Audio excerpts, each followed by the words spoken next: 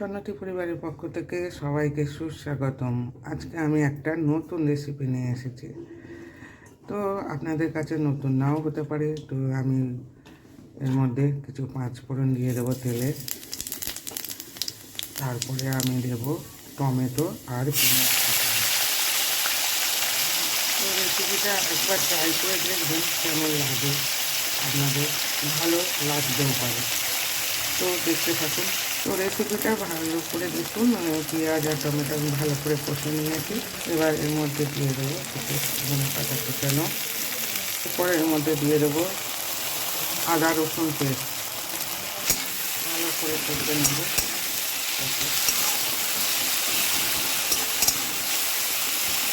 এবার এর মধ্যে দেবো হলুদ,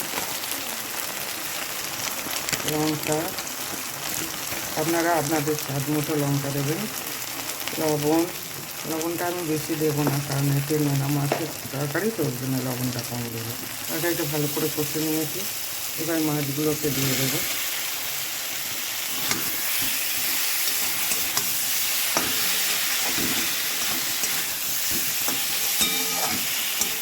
এবার এর মধ্যে আমি জল দেবো। আপনারা যতটা পরিমাণ রস রাখবেন তরকারিতে ততটা পরিমাণ দেবো। আমি প্রয়োজন অনুযায়ী দিয়েছি। তো এবার চাপা দেবো। তো রেডি আমার নোনা মাছের ঝাল রেসিপি। যদি ভিডিওটা ভালো লাগে please share, subscribe and comment করতে ভুলবেন না। ধন্যবাদ।